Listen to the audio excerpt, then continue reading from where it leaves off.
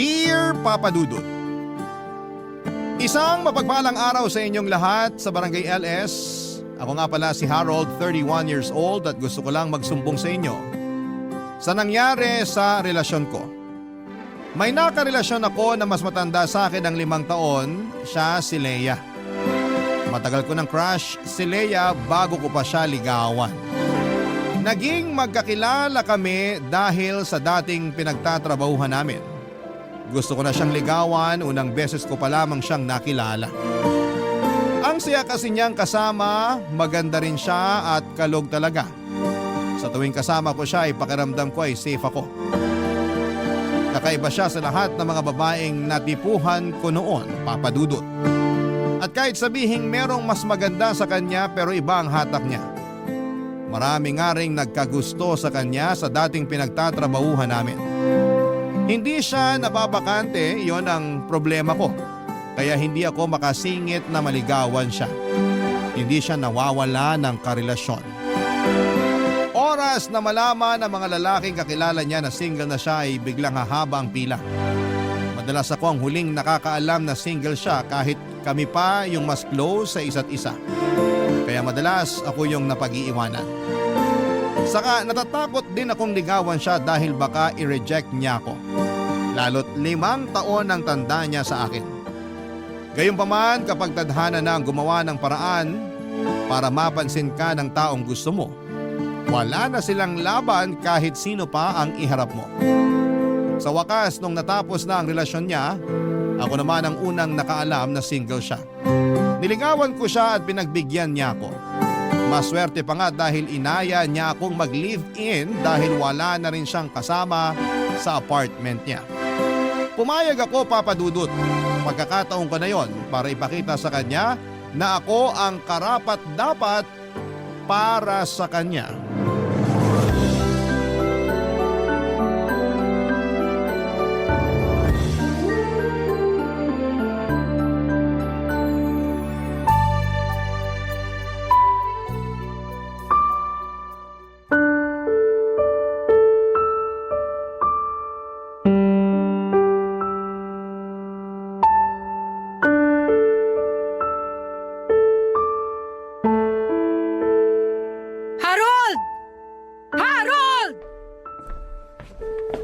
Bakit, Leia?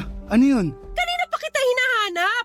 Ilang beses kitang tinatawagan sa messenger mo, hindi ka sumasagot. Nasa kwarto natin yung cellphone ko.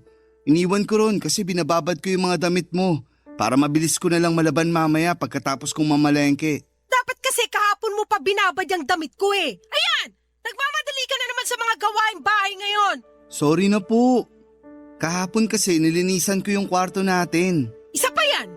Dapat nung isang araw ka pa naglinis ng kwarto natin. Ilang beses ko nang sinabi sa'yo na hindi ko na gusto yung amoy ng kwarto. Pero hindi ka nakikinig. Sorry talaga. Pero ngayon malinis na. Nag-spray pa ako ng Fabcon sa kama natin para mabango. Sintu-sintu ka ba? Bakit ka nag-spray ng Fabcon sa kama? Paano kung mangati ako? Hindi na mauulit. Sinubukan ko lang naman. Gusto ko kasi yung amoy ng Fabcon. Parang laging galing laundry shop. Mabango. Hindi mo na naman ginagamit ang utak mo. Ginagamit lang ang Fabcon sa huling banlaw at hindi sa mga tuyong tela. Hindi na nga mauulit. Buti sinabi mo yan. Hindi ko rin naman alam. Palitan mo yung bedsheet at yung punda natin. Ha? Ngayon na! Lahat ng inisprayan mo ng Fabcon. Ayoko magpantal-pantal dahil sa katangahan mo. Masusunod, ma'am. Ma'am? Nangiinsulto ka ba? Uy, hindi ah. Ganyan lang ang tawag sa mga misis ng mga under the saya na mister. Ay di nangiinsulto ka nga. Feeling mo inaabuso kita? Ha? Ganun ba yon? Wala akong sinabing ganun. Biro lang naman yun. Sige, hindi na mauulit. Dami mo talagang kapalpakan! Inaayos ko naman po. Kahapon sabi ko wag mo lagyan ng okra yung pinakbit na pinaluto ko. Pero nilagyan mo pa rin. Alam mo namang ayoko ng okra. Hiniwalay ko naman yung okra bago ko hinain sa'yo. Gusto ko lang kasi ng okra sa pinakbit. Ako lang din naman ang kumain nun. Maski na! Inutos ko sa'yo na wag lagyan kasi ayoko ng okra. Hindi ka pa rin nakinig. Oo, tinanggal mo nga yung okra bago ihain sa akin. Pero nai-imagine ko pa rin na may okra yon. Hindi nakakatuwa. Nakakawalang ganang kumain. Sa susunod, makikinig na talaga ako sa'yo. Huling beses na yun, nalalagyan ko ng okra yung pinakbet. Huwag ka rin magkakamaling bumili ng okra at itambak sa kusina, ha? Iyahampas ko talaga yun sa mukha mo. Yes, boss! Boss! Joke lang po yun. Di ba sinabi ko wag mo akong bibiruin? Akala mo inaabuso kita? Okay, hindi na. Sorry. Hindi ka marunong makinig! Walang pumapasok sa utak mo! Aray, huwag ka namang manuntok. Sakit tuloy ng braso ko. Ikaw talaga, iba ka kung maglambing. Tumatawa ka pa? Nakuha mo pang magbiro? Akala mo nakikipagbiroan ako sa'yo? Ha? Aray, teka, tama na. Hindi na ako makakapaglaban ng damit mo kung mamamaga tong braso ko sa kakasuntok mo. Baka putulin ko pa yung braso mo sa pangbubuisit mo. Aray, tama na, Leia. Tama na. Lagi mo na lang akong Please, tama ginagalit. na. Masakit na eh. Aray, Leia. Tapusin mo yung labada! Nakailang suntok si Leia sa akin sa braso at sikmura bago siya tumigil. Kung hindi siya napagod at kung hindi nanakit ang kanyang kamao, baka hindi niya ako tinigilan hanggat hindi niya ako nakikitang nagva-violet na ang aking balat. Nabigla ako doon, iyon ang unang beses na sinaktan niya ako. Dinaan ko na lamang sa biro pero nabigla talaga ako, Papa Dudut. Pagkatapos noon ay nagmadali na siyang lumabas ng bahay. Hindi nagpaalam kung saan siya pupunta. Galit pa rin siya. Siguro ay para magpakalma. Hindi ako kaagad nakabalik sa pag-aasikaso ng labahin ni Leia. Masakit pa rin kasi noon ang braso ko. Pinahiram ko na ng liniment para mawala kahit papaano ang pananakit pero hindi yon umepekto. Napansin kong nagpapasana ang braso ko. Hindi ko natuloy natapos pa ang mga gawaing bahay. Palaisipan pa rin sa akin kung bakit ganon ang inastan ni Leia sa akin. Yun ang unang beses na nakita ko siya na parang naging dragon. Nung magkaibigan pa lamang kasi kami ay napaka-sweet niya at masiyahin. Kaya nga ako nahulog sa kanya. Aaminin kong natakot ako sa ginawa niya, Papa Dudut, kasi parang ibang tao ang nakita ko noon habang sinusuntok niya ako ng paulit-ulit sa braso at sikmura. Gabi na noong pinagpatuloy ko ang labahan. Nabawasan na ang sakit sa braso ko kahit papaano. Pinagpaliban ko muna ang pamamalengke dahil hindi ko kayang magbuhat ng mabibigat. Saktong natapos ko ang mga labahan nang dumating si Leia. May hawak siyang yema. Nilapitan niya ako habang inaayos ang ginamit ko sa paglalaba. Tahimik lamang ako noon at pinakikiramdaman siya. Nung kinalabit niya ako ay napatingin ako sa kanya, Papa Dudut. Maamo na muli ang mukha niya. Parang bumalik na ang Leia na una kong nakilala.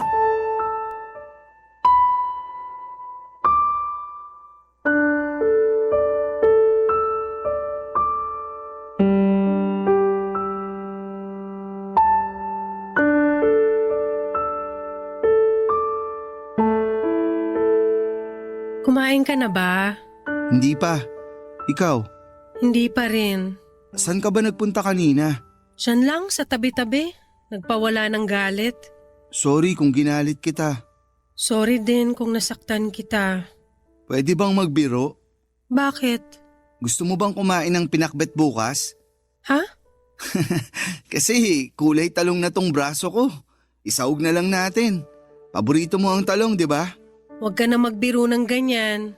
Nakonsensya na nga ako sa ginawa kong pananakit sa'yo eh. Ayos lang yun. At least ngayon, maamo ka na ulit. Saka nagsorry ka. Bihira kaya sa babae ang nagsusorry. Ang swerte ko naman. Sorry talaga ah. Nadala lang siguro ako ng emosyon ko. Tapos parating na rin ang dalaw ko kaya ayun. Okay lang yun. Hindi naman na masyadong masakit ang braso ko. Binabaran ko kanina ng yelo. Yun nga lang, hindi ako nakapamalengke kanina. Ayos lang ba? Ako na lang ang mamamalengke bukas. Mag-relax ka na lang dito. Sure ka? Pwede naman kitang samahan bukas. Hindi na. May kasalanan ako ngayon sa'yo kaya babawi na lang ako bukas. Ako nang bahala sa pamamalengke. Ako na rin ang magluluto. I-check mo ha.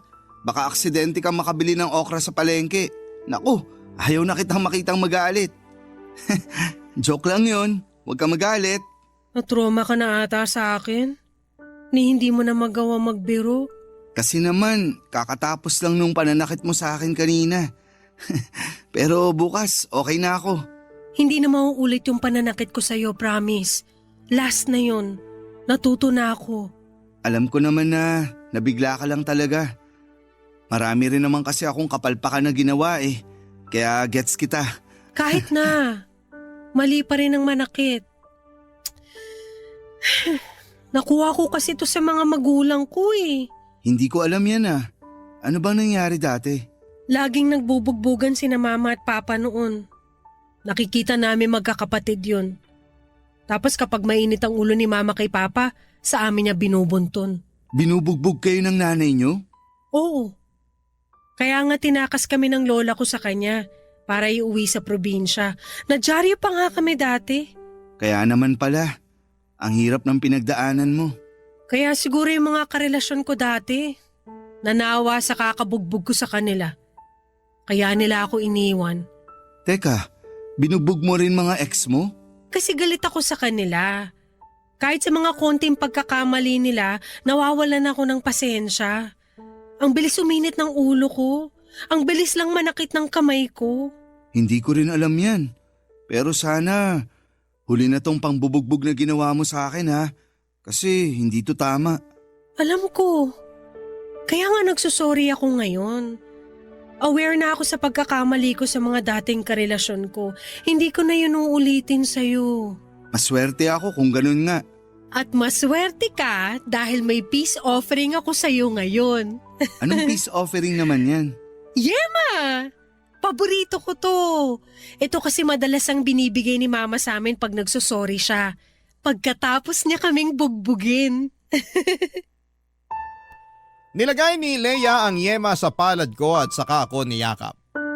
Doon ay sinabayan niya ng iyak habang nagsusorry. Kahit ako ay nanghina sa iyak niya, papadudot. Nakaramdam ako ng awa sa kanya at hindi ko ma-imagine kung gaano kasakit ang pinagdaanan niya sa kamay ng mga magulang niya, lalo na sa kanyang ina. Hindi dapat sinasaktan ng bata. Mabilis ko lang napatawad si Leia at pagkatapos noon ay nanumbalik na muli ang masaya naming relasyon. Umorder na lamang siya ng dinner namin at sabay namin yung kinain habang nanonood ng TV. Hindi ko pa rin kinakain ang yemang binigay niya at gusto ko lang kasing merong paalala na kailangan kong protektahan si Leia mula sa trauma niya. Pero pinilit niya akong kainin yon sa palambing na paraan at kinain ko naman. Nakita kong masaya siya nung ginawa ko yon at hinalikan ko siya. Naging okay na talaga ang lahat. Kabaliktaran sa nakalakhang pamilya ni Leia ay masaya at mapagmahalang pamilyang nakagisnan ko, papadudot. Wala akong naging problema sa pagpapalaki at pag-aaruga sa akin ng mga magulang ko. Sa mga magulang ko rin natutunan kung paano ang tamang pagmamahal. Bata pa lamang ako, ang expressive na nila sa mga nararamdaman nila para sa isa't isa. Lagi naming nakikitang magkakapatid na magkayakap at nagsasabihan ng I love you sa isa't isang mga magulang ko. Pinakita nila yon sa amin para malaman namin sa murang edad na dapat ay ganon ang trato kapag nakahanap ka ng taong mamahalin. Nakita ko rin sa mga magulang ko kung paano nila suportahan ng isa't isa, papadudot, kahit may mga pagkakaiba sila at may mga pagsubok na pinagdaraanan. Kaya yun ang plano kong gayahin sa relasyon namin ni Leia. Ipapakita ko sa kanya kung paano ang tamang pagmamahal para tuluyan na niyang makalimutan ang kanyang masalimuot at nakakatakot na nakaraan noong bata pa lamang siya. Barangay Love Stories. Barangay Love Stories. Sa pagdaan ng mga araw, linggo at buwan ay hindi na naulit pa ang pananakit ni Leia sa akin. Marunong na siyang magpigil, papadudot. Nasiyahan ako roon lalo't binibida niya yon ang pinakamatagal na hindi siya nanakit ng karelasyon. Siyempre proud ako dahil nakatulong ako doon. Lagi ko kasing sinusunod ang mga sinasabi niya para hindi na siya magalit pa. Natuto na akong makinig ng mabuti. Aminado kasi ako noon na minsan o madalas ay hindi ako masyadong nakikinig lalo na kapag marami akong ibang iniisip. Pero dahil nga sa huling engkwentro namin ni Leia, natuto na ako doon, Papa Dudut. Alam kong kailangan ko lamang siyang pakinggan para hindi na maulit yon. Saka lagi ko siyang sinasabihan ng mga magagandang bagay tungkol sa kanya at feeling ko ay nakaapekto yon. Turo kasi ni nanay sa akin, lagi ko raw purihin ang mga babae sa mga magagandang nakikita ko sa kanila. Nakagaganda raw yon ang mood ng babae lalo kung galing mismo sa puso ko. Yon ang tinandaan ko at yon ang ginawa ko. Nakatulong naman. Lagi nang masaya si Leia at parang nagbago ang aura niya. Mabilis lang na lumipas sa mga araw at sumapit na ang unang Pasko na magkasama kaming dalawa, Papa Dudut. Sa apartment lamang kami nag-celebrate ng Pasko para makatipid. Nagluto ako ng lumpia, spaghetti, chicken wings at macaroni salad. Nakalatag na yon sa mesa bago pa sumapit ang Noche Buena. Habang hinihintay na mag-alas 12 ng hating gabi, tinawagan ko ang mga magulang at kapatid ko para batiin sila ng Merry Christmas. Yun ang unang beses na hindi ko sila makakasama sa Pasko at aaminin kong medyo nakakaramdam ako noon ng lungkot. Natagalan nga ang usapan namin sa telepono dahil pinakita pala nila lahat ng handa nila at napakwento pa si nanay tungkol kay tatay. Hindi ko na malaya na hinahanap na pala ako ni Leia, Papa Dudut.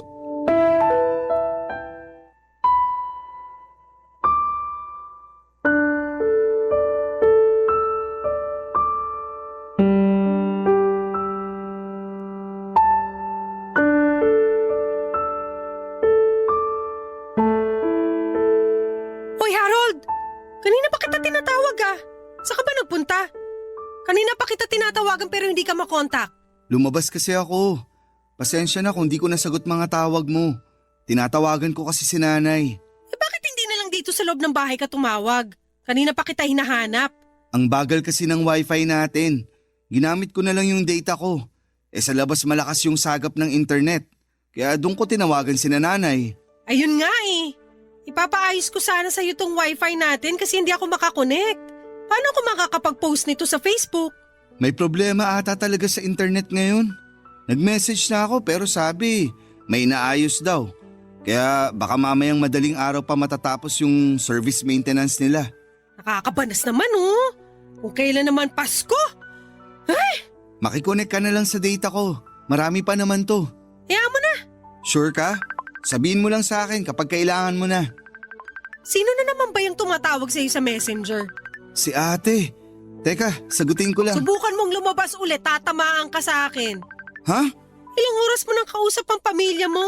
Paano naman ako? Iiwan mo lang ako rito sa loob ng bahay? Saglit lang naman to. Pag Noche Buena na, sa'yo na buo ang atensyon ko. Hindi. Mula sa oras na to, sa akin ang atensyon mo. Unang Pasko natin magkasama tapos babaliwalain mo lang ako. Eh di sana sumama na lang pala ako sa mga kaibigan ko para nag-inuman na lang kami. Sorry na. Unang Pasko rin kasi to na hindi ko kasama ang pamilya ko. Sumasama ang loob mo. Gusto mo doon ka na lang sa kanila?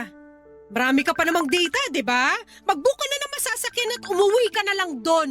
Iuwi mo na lang din lahat ng handa natin. Tutal wala na akong ganang kumain. Wag namang ganyan. Gusto ko silang makasama. Pero gusto rin kitang kasama. Eh sino bang mas gusto mo makasama sa amin ng pamilya mo? Andito ako ngayon, so malamang ikaw. Eh pero panay naman ang kontak mo sa pamilya mo. Paano nagsisisi ka na magpapasko kang kasama ako? Hindi ah. Excited nga ako kasi ito ang unang Pasko natin na magkarelasyon. Huwag ka na magalit. Sige, bukas ko na lang kakausapin si ate. Nakakainis ka kasi. Imbis na mag-focus ka na lang sa akin. Hindi na po. Sa'yo na ang focus ko ngayon. Ano bang gusto mong gawin? Gusto ko, patayin mo yung cellphone mo para hindi na makatawag at makaistorbo sa iyong pamilya mo. O sige po, walang problema. Oh, ayan ha. Pinatay ko na. Kakainis ka. Sorry na po. Buo na ang atensyon ko sa'yo ngayon. Hindi na nga ako ako masaya sa mga niluto mong handa tapos bubusitin mo pa ako sa pagtawag mo sa pamilya mo. Ano bang problema sa niluto ko? Ang alat at ang sagi na lumpiang Shanghai. Yung spaghetti, mas anemic pa kaysa sa akin. Yung macaroni, in-overcook mo. Ha? Alam ko, sakto lang yung pagkakaluto ko. Baka nanginan lang masyado. Hinayaan ko kasi nakabukas yung mga bintana. Puro ka talaga kapalpakan. Paskong Pasko pero umiinit ang ulo ko sa'yo. Wala pa namang 12:00. Mareremedyohan ko pa yan. Teka. Ang laki mong palpak! Palpak ka! Ay, Leia! Awat na! Huwag mo naman akong tadyakan! Aray! Maligayang Pasko sa'yo at sa kapalpakan mo!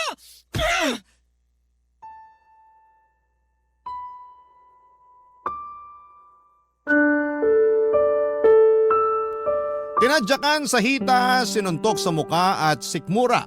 Yan ang paulit-ulit na ginawa sa akin ni Leia Papadudut.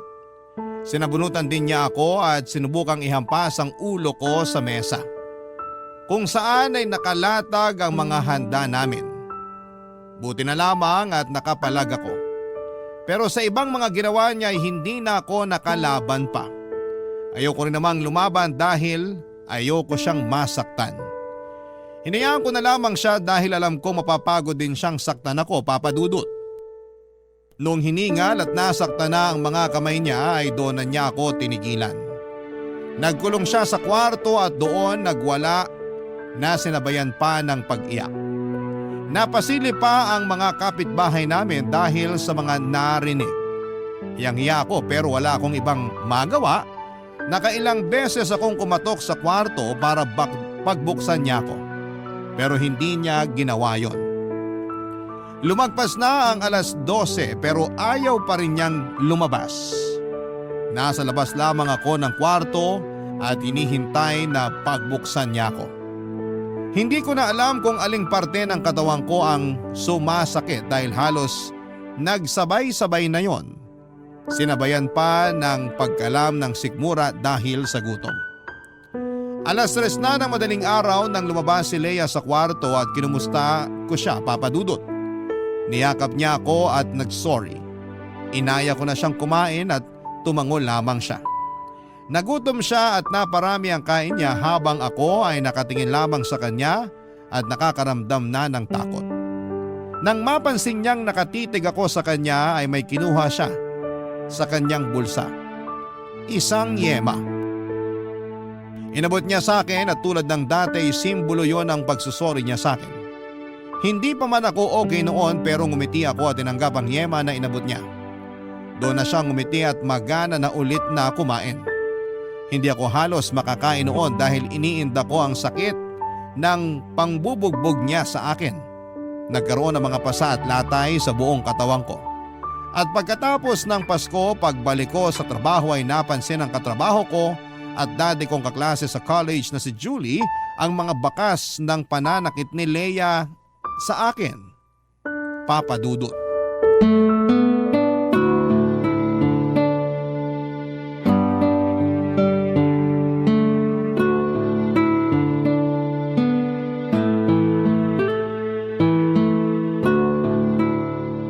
Uy, Harold! Ayos ka lang? Oo naman. Merry Christmas pala. Naging merry ba talaga ang Christmas mo? Anong ibig mong sabihin? Ang fresh pa kasi ng mga galos mo. Halatang nung Noche Buena lang naganap yan. Ah, wala to. Natalsikan lang ako ng mantika nung nagpiprito ako ng chicken wings at lumpia. Napalakas yung apoy. Naparami yung mantika. Nakwento ko ba sa'yo dati na binubugbog ako ng ex-husband ko? Ha? Talaga? Wala kang naikikwento tungkol dyan. Kaya alam kong nagsisinungaling ka. Hindi kita hinuhusgahan ha. Kasi dati, takot din akong aminin yung totoo. Sinusubukan ko pa ngang protektahan ng ex-husband ko. Ayos lang naman kasi ako. Yan din ang sinabi ko. Pero alam ko sa loob-loob ko, hindi ako okay. Ano bang gusto mong sabihin ko? Sinasaktan ka ba ni Leia? Hindi to magagawa sa akin ni Leia.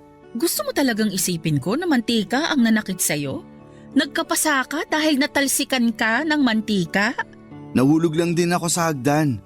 Nagmamadali kasi ako sa pagbaba. Ayun, nadulas ako. Ang classic. Yan ang madalas kong ginagamit na dahilan kapag nahuhulihan akong may pasa sa muka. Lagi kong sinasabi na nahulog ako sa hagdan. Kahit sa totoo, wala namang second floor ang bahay namin. Pwedeng magtanong, Ano yun? paano ka nakatakas sa ex mo? Gusto mo na rin bang takasan at maging ex si Leia? Huwag na lang pala natin pag-usapan. Hindi. Pag-usapan natin. Pinapagaan ko lang ang sitwasyon. Huwag kang mag-alala. Mapagkakatiwalaan mo ko. Ready ka bang magtiwala rin sa akin? Nakakaawa kasi si Leia. Lumaki siya sa toxic na pamilya. Nagbubugbugan ng mga magulang niya. Tapos, binubugbog din siya ng nanay niya. Kawawa naman talaga. Pero hindi sapat na dahilan yun para gawin niya rin sa'yo kung anong naranasan niya sa pamilya niya. Gets mo ba? Mahirap sigurong pigilan lalo kung hindi pa siya okay mula sa trauma niya. At responsibilidad niya ang sarili niya para maghilom sa trauma na yon. Hindi yung ipapasa niya sa'yo kung ano man ang nakasanayan niya noon. Alam ko naman. Akala ko kasi hindi na niya uulitin yung pananakit niya sa akin. So hindi ito ang unang beses na sinaktan ka niya? Pangalawa pa lang naman. Nilalang mo yan? Dapat nga nung unang beses pa lang huminto na siya. Sinubukan naman niya. Ilang buwan din ang pagitan nung una at pangalawang pananakit niya sa akin. Kahit papano, nag-improve naman siya. Proud ka pa talaga ha? Dapat nga hindi na naulit, di ba? Hindi naman kasi ganun kadaling takasan ang nakasanayan mo. Hindi naman talaga dapat takasan. Pero kailangan niyang harapin at kumprontahin ang issue na yan para matapos na at makapagbagong buhay na siya. Hindi ganun kasimple. Malalim yung mga sugat niya. Ganyan na ganyan din ako sa ex ko. Ilang beses ko ring pinagtanggol at pinaniwalaan na magbabago siya pero walang nangyari. Kung hindi pa ako na ICU noon dahil sa pananakit niya, hindi pa ako matatauhan. Harold, hindi na magbabago si Leia. Puro lang sorry ang matatanggap mo sa kanya. Pero hanggang doon na lang yun. Maniwala ka sa akin. Pinagdaanan ko yan. Walang pagbabago sa taong ayaw magbago. Hindi na ako nagsalita sa huling sinabi ni Julie, Papa Dudut. Alam kong may punto siya. Pinag-isipan ko yung buong araw habang nasa opisina. Wala na ba talagang pag-asa na magbago si Leia? Hahayaan ko na lang ba siyang saktan ako ng paulit-ulit hanggang sa sumuko na lamang ang katawan ko? Hindi ako mapakali.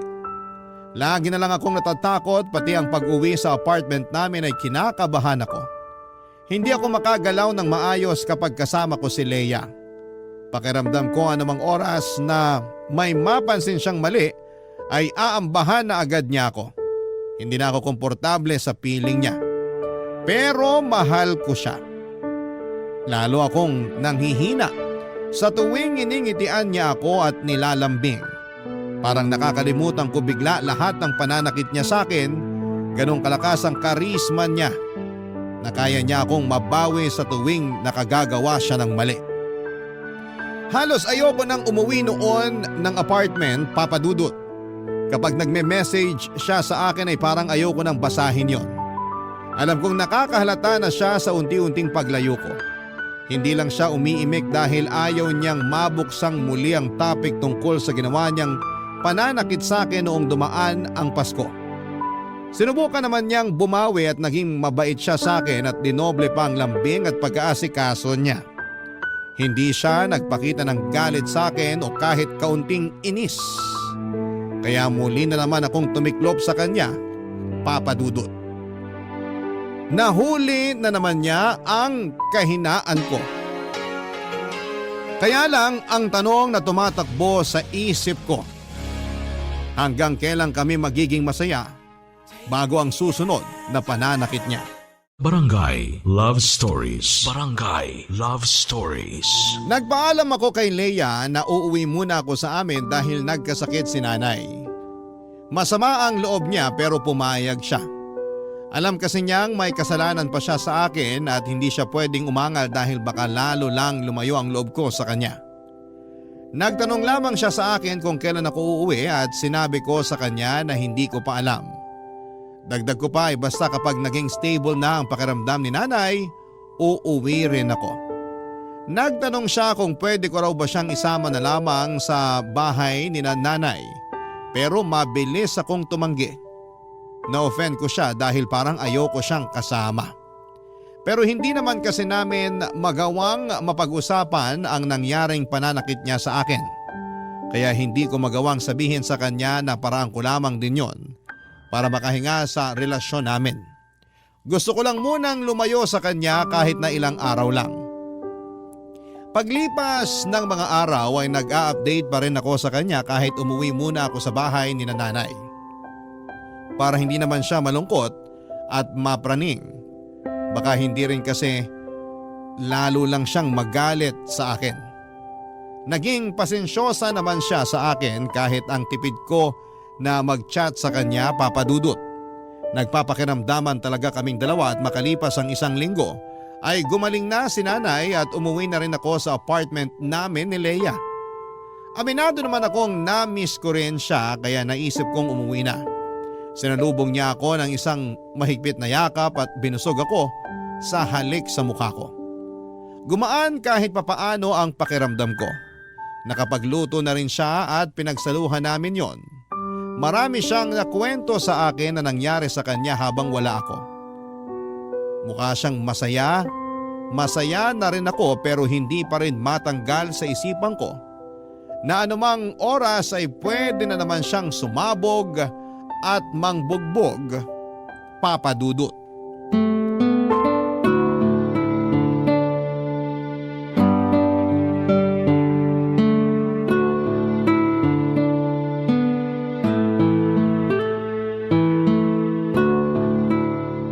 Mabuti umuwi ka na. Para ako mababaliw dito sa bahay mag-isa. Nasanay na ako na lagi kang kasama. Nakakalungkot pala kapag wala ka. Namiss kita. Namiss din naman kita. Kung hindi naman kasi nagkasakit si nanay, hindi na naman ako uuwi ron. Okay na yon. Ang importante, andito ka na. Labas tayo mamaya. Okay lang? Kape tayo ron sa katabi nating coffee shop. Libre ko. Date natin yun ah. Dito na lang tayo sa apartment. Marami pa naman tayong kape na pwedeng i-brew dito. Saka para ma-relax tayo habang nanonood ng TV. Saka mukhang uulan eh. Okay. Pero siguro nga mas maganda kung… Sige, doon na lang tayo magkape. Maganda nga rin na umulan para bumagay sa kape natin. Sure ka ba? Oo naman, kahit basta ikaw. Nanginginig pa. Gusto ko kasing matry ulit yung Spanish latte nila. Last week ko pa gustong subukan pero gusto ko sana kasama ka pag hihigop ako nun eh. Sige, pahinga lang tayo ng konti. Magpababa lang ng kinain. Naparami yung kain ko sa niluto mong gata. Ang sarap. Okay. Bakit ka malungkot? May nasabi ba ako? Sorry kung ano man yun, hindi ko talaga sinasadya. Huwag kang magagalit please. Gusto ko na kasing magkape para makapag-relax na ako. Sige, tara na. Okay na ako. Teka lang Harold. May ginawa ba ako mali? Ano yun? Basta hindi ko sinasadya. Ano ba nangyayari sa'yo? May mali ba sa nangyayari sa akin? Sabihin mo lang, aayusin ko. Huwag kang magagalit please. Ayoko magalit ka. Hindi naman kasi ako galit. Nag-worry lang ako sa'yo. Huwag kang mag-worry para hindi ka na magalit. Ayos lang ako. Ayos lang talaga. Tara na, kape tayo. Mag-usap tayo. Galit ka ba? Bakit palagi mong sinasabi na galit ako? Gusto ko lang malaman para alam ko kung anong gagawin ko. Natatakot ka na ba talaga sa akin? Hindi Ayoko lang na nagagalit ka. Dahil ba to sa nangyari nung Noche Buena? Huwag na nating iwasang pag-usapan yon, Harold. Alam ko namang dumistansya ka na sa akin mula nung binugbog kita nung Noche Buena. Hindi naman ako manhid. Ayos na yun. Hayaan mo na. Last year pa yun. Pero hanggang ngayon bit-bit natin yun. Hindi tayo makakapag-move on hanggat hindi natin pinag-uusapang dalawa yun. Ang totoo, natatakot ako sa iyo, Leia. Araw-araw. Lagi akong kinakabahan sa tuwing nakikita kita kasi baka may mapansin kang mali sa akin tapos magagalit ka. Tapos mananakit ka.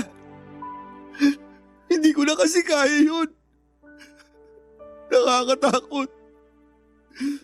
Hindi pinaranas to sa akin ng magulang ko. Pero bakit kailangan kong danasin yun sa'yo? Mahirap na bang patawarin yung mga maliliit na pagkakamali ko? Kasi sinusubukan ko naman. Kasi mahal kita.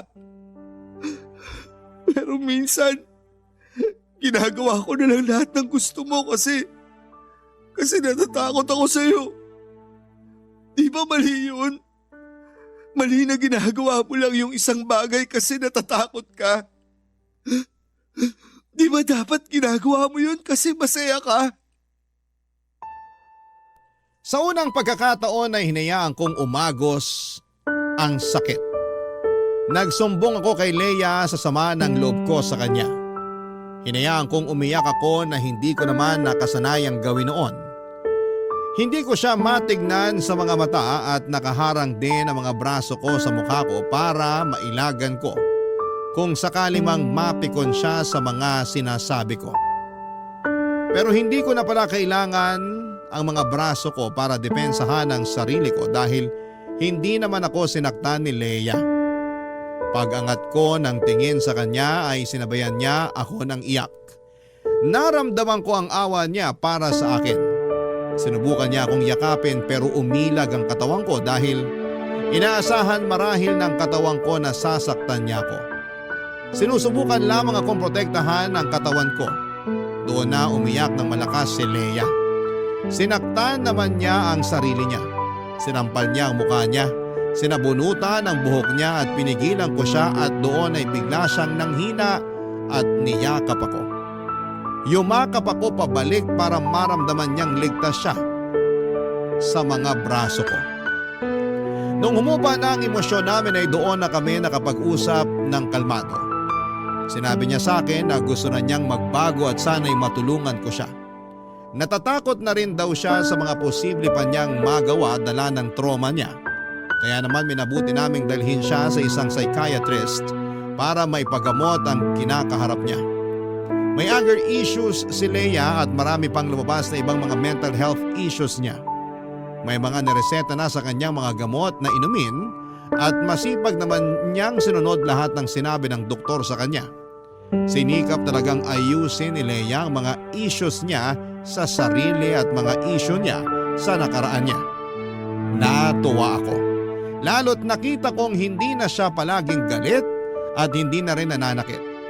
Naging kampante na akong muli sa kanya, Papa Dudut. Sinuportahan ko siya at mas minahal, lalo para magtuloy-tuloy na ang kanyang pagbabago. Masaya ako sa nangyari sa kanya at hiniling ko na sana'y tuluyan na niyang maiwan ang nakaraan niya, Papa Dudut.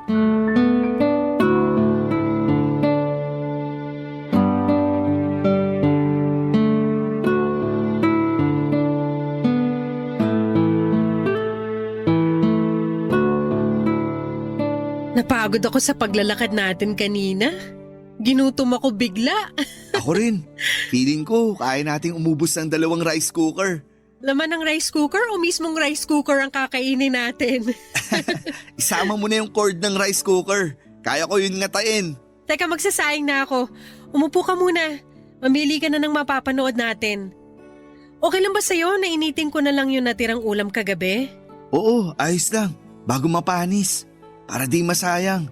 Pakigawa na rin ako ng sausawan ha. Toyo na may maraming kalamansi at dinurog na siling labuyo. Love you! Harold, sa weekend ba okay lang kung pumunta tayo ng Zambales? Gusto ko kasi magdagat. Nako, hindi ako pwede sa weekend. Pupunta kami ni nanay sa Quezon. Gusto raw niyang mamasyal dun sa mga pinsan niya. Ah, ganun ba? Hindi ba pwedeng sa ibang weekend na lang kayo pumunta ng Quezon ng nanay mo? Kasi last weekend kayo rin na magkasama na namasyal sa Pampanga. Baka naman pwedeng itong weekend ako naman ang kasama mo. Ako naman ang ipasyal mo. Negative. Nakahanda na si nanay na pumunta ng Quezon. Nakaimpake na nga rin. Excited na talaga siyang makipag-meet and greet sa mga pinsan niya. Ganon? Bawi na lang ako sa'yo sa susunod ha. Promise, babawi ako. Huwag ka nang bumawi. Magsama na lang kayo ng nanay mo. Alam mo kung ano pa yung magandang bonding nyo? Bumalik ka sa matres niya at magstay ka doon ng 9 months. Leia, teka. May mali ba sa pagsama ko sa nanay ko? Ayos nga yun Patunayan mo sa akin na isa kang mama's boy. Gusto ko lang namang pagbigyan si nanay. Bihira ko na rin siya kung makasama. Matanda na rin siya. At gusto ko namang makasama siya bago, alam mo na. Bihira makasama? 2 weekend na kayo magkasama. Ano pang bihira ron? Palagi rin naman tayong magkasama, di ba? Andito ako lagi sa apartment kasama mo. Magkatabi lagi tayo matulog. 2 araw lang naman ang nilalaan ko para kay nanay at sa pamilya ko. Sana maging okay sa'yo yun. Hindi okay sa akin. Napapabayaan mo na ako. Alam mo na hindi totoo yan. Leia, makinig ka. Ano pa? Huwag mo akong hawakan! Leia, umalma ka. Sabi nang huwag mo akong hawakan Leia, sandali. Huwag mo na akong saktahan. Napag-usapan na natin to. Hindi ka naman hanakit, di ba? Pinabayaan mo ako! Galit ako sa'yo! Dapat ka nang masaktan! Aray! Teka, Leia! Humiya ka ng malalim! Hinga lang, Leia! Akala ko ako na laging uunahin mo! Walang manakit! Hindi pala! Please! Hindi ka marunong tumupad ng pangako! Sinungaling! Katulad ka rin ng mga magulang ko! Nasasaktan na ako, Leia! Please naman! Kang babangon dyan sa sahig kung ayaw mo makatikim palalo ng sakit! Saktan mo lang ako. Sige. Para mailabas mo na lahat ng galit mo. Talaga! Ano, kaya mo pa? Ha? Gusto mo palang nasasaktan ka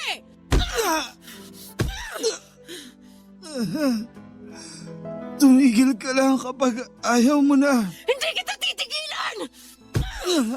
Hindi kita titigilang saktan! Tandaan mo yan! Tapos na ba? Kasalanan mo to, Harold! Kung bakit kita nasaktan ulit!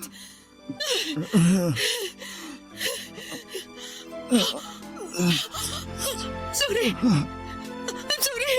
I'm sorry! Hindi ko sinasadya!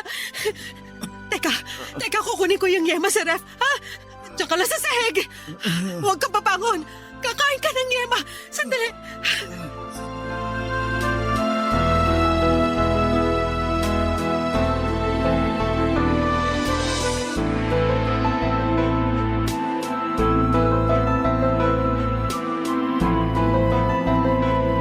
Tumakbo si Leia at iniwan ako para kunin ang yema sa ref.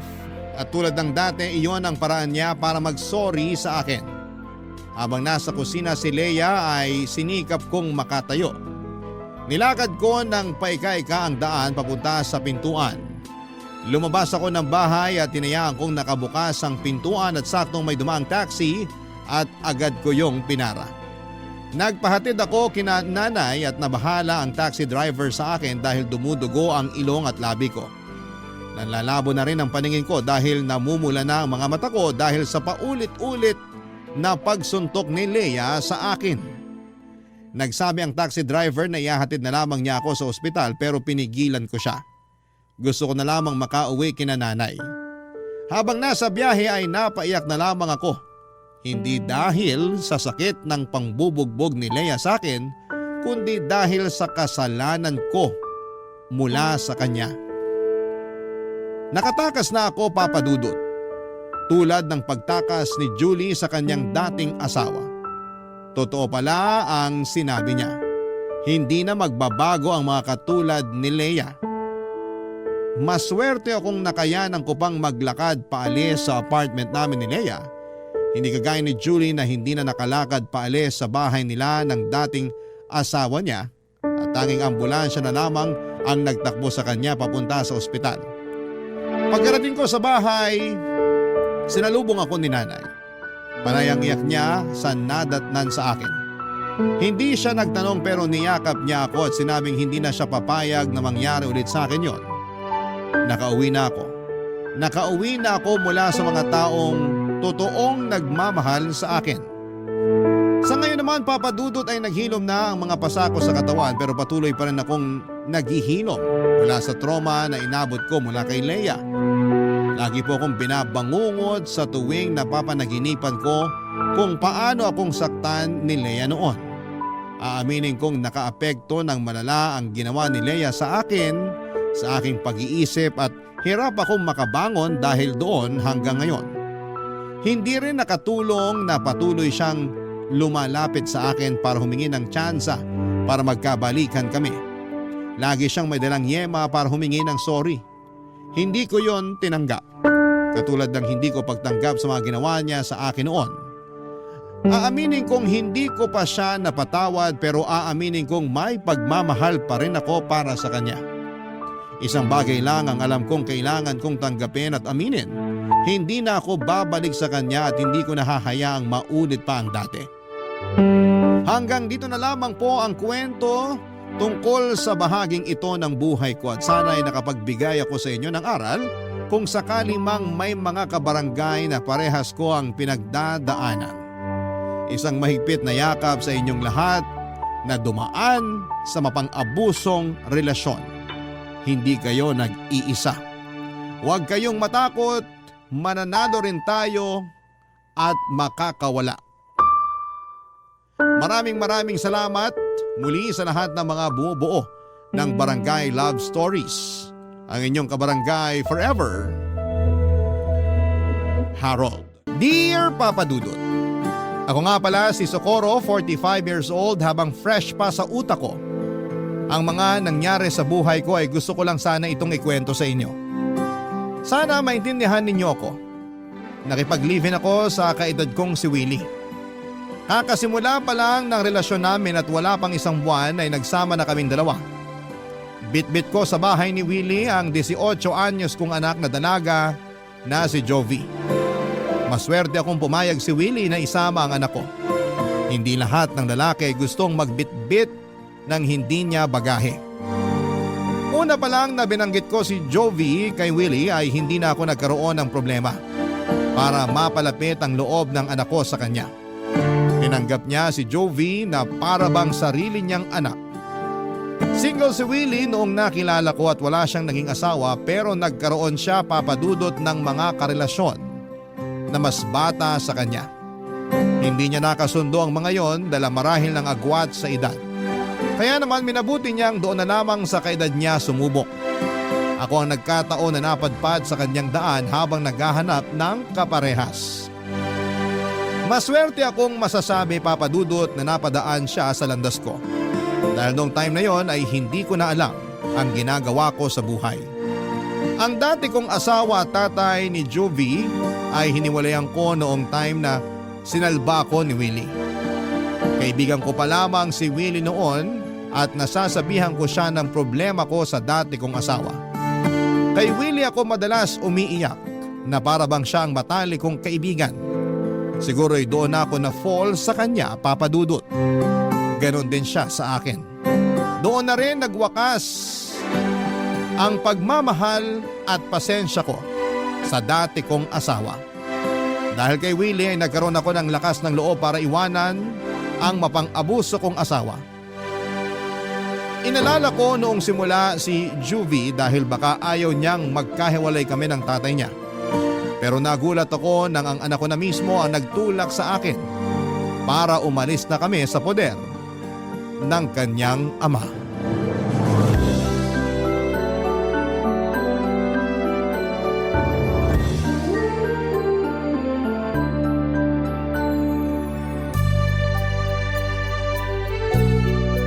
Ang ganda ng kwarto natin. At ang presko at ang lambot ng mga unan at kumot. Kanino mo pa sinasabi yan? Nako-conscious na yung una sa mga papuri mo. Masaya lang talaga ako kasi ibang-iba to sa naging buhay ko sa dating asawa ko. Masanay ka na sa ganitong buhay. Ito nang bagong simulan niyo ni Jovi. Hindi pa rin talaga ako makapaniwala na may sasaklolo sa akin mula sa asawa ko. Akala ko, habang buhay na akong makukulong at mabubulok sa piling niya. Nadidinig talaga ng Diyos ang dasal natin. Kaya nga abot langit ang pasasalamat ko sa Diyos dahil hinugot niya ako palayo sa asawa ko. Mabuti na lang talaga. Mabuti na lang ano? Mabuti na lang at inad mo ako sa Facebook. Kung hindi mo ako kinaibigan. Anong kinaibigan? Itatama ako lang ha. Baka ibig mong sabihin kung hindi kita nilandi. Basta, nagsimula tayo sa friendship. Hindi pa naman ako interesado sa iyo nung una. Ouch naman. Matapos kitang bilhan ng malalambot na una at kumot. Tapos ganyan ang sasabihin mo. Kasi ayoko namang madungisan ang simula natin. Magkaibigan naman talaga tayo nung una. Pero ramdam mo naman na dati pa kita gusto, hindi ba? Ramdam. Pero ayokong isipin masyado kasi mahal ko pa nun yung asawa ko Ouch ulit? Pero ibang kwento na ngayon. Ikaw na yung mahal ko. Sure na ba yan? Kasi baka mamaya bumalik ka sa kanya kapag namimiss mo yung matigas na unan at magaspang na kumot nyo. Naku, hindi na. Matapos mong iparana sa akin tong malalambot na unan at kumot, sino tangang babalik pa ron? Ikaw na rin nagsabi noon, lagi kang bumabalik sa kanya. Kasi naliligaw pa ako noon. At syempre, hindi pa kita nakikilala noon. Basta hindi na kayo babalik ni Jovi sa kanya ha? Pangako, babalik kayo sa pagkabata sa sarap kong mag-alaga. Ewan ko ba? Para akong bumabalik sa pagkabata dahil sa'yo. Feeling ko teenager ulit ako. Ganun naman daw pag in love, nakakabata. Totoo yan. Sa paningin ko nga sa'yo ngayon, para kang biglang naging 20 anyos na binata. Sobra ka naman magkaltas ng edad, hindi na makatotohanan. Hindi ka pa nadadaan sa bola? Hindi ako sanay. Yung mga dati ko naman kasing karelasyon, akala mo mga bato.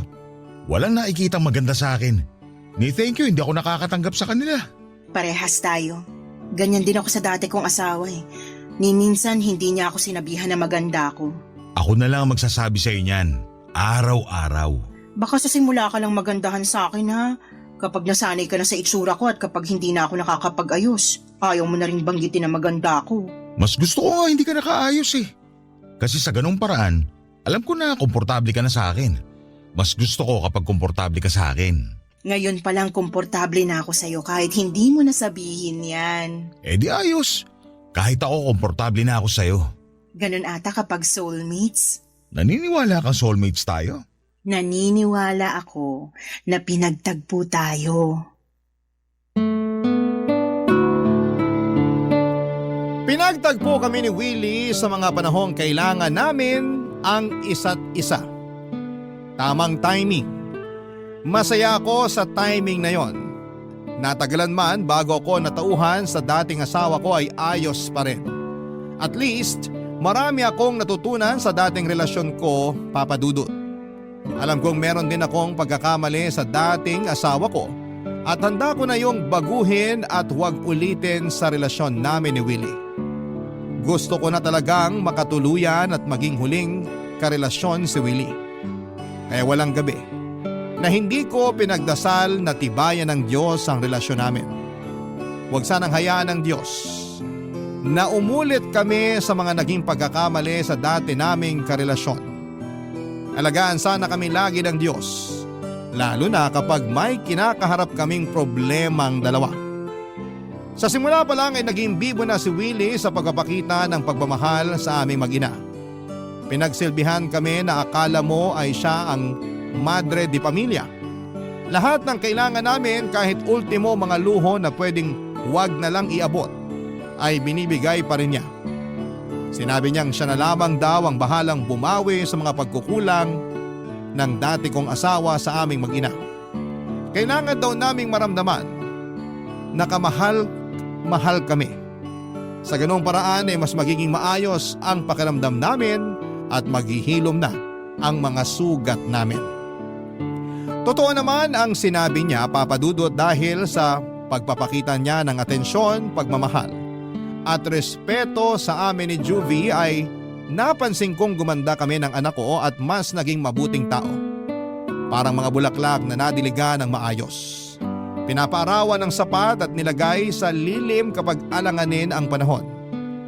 Ganon kami inalagaan ni Willie.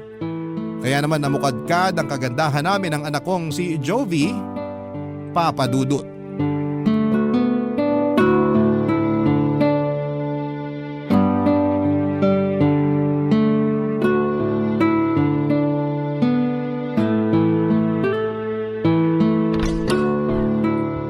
Andito na ako.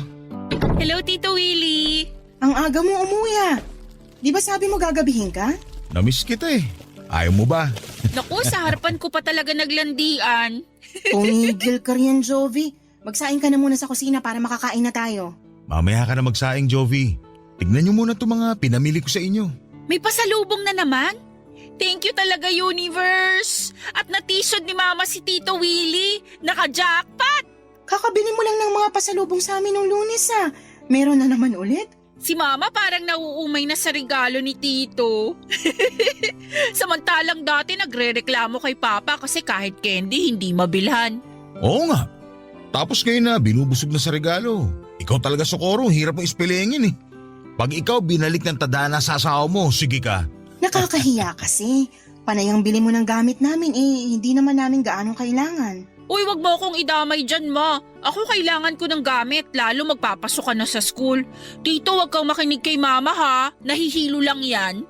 Naasikaso mo na pala ang enrollment mo, Jovi? May kailangan bang bayaran? Sabihan mo ako kagad para makapag-withdraw ko. Mag-e-enroll pa lang ako next week, Tito. Kasabay ko yung friend ko. Thank you po sa pag-ako ng tuition fee ko, ha? Nag-promise ako sa inyo ng mama mo na ako nang bahala sa inyo. Hindi maganda sa pride ko kung hindi ko tutuparin yun. Ilang beses mo nang natupad. Hindi na siguro mamasamain ang pride mo kung magpapaawad ka na sa kakabili ng gamit para sa amin ni Jovi. Tito, kung ano man ang sinasabi ni Mama sa iyo ngayon, hindi ako agree ron, ha? Magkaiba kami ng prinsipyo. Hoy Jovi, hindi kita tinuruan para maging gahaman ha. Si Mama naman, nagjo-joke lang, di ba? Ang hirap mo namang pasayahin. Huwag na kayong magtalong dalawa. Gusto ko talaga itong nagbibigay ng regalo sa inyo. Ewan ko ba? Parang ang sarap sa pakiramdam na nakakapagbigay ako sa inyo. Uy, si Tito. Love language ang giving gifts. Isa kang malaking bilog na sugar daddy, tumatalbog-talbog. Sugar daddy ng mama mo na ayaw naman maging sugar baby ko. Palag ng palag no?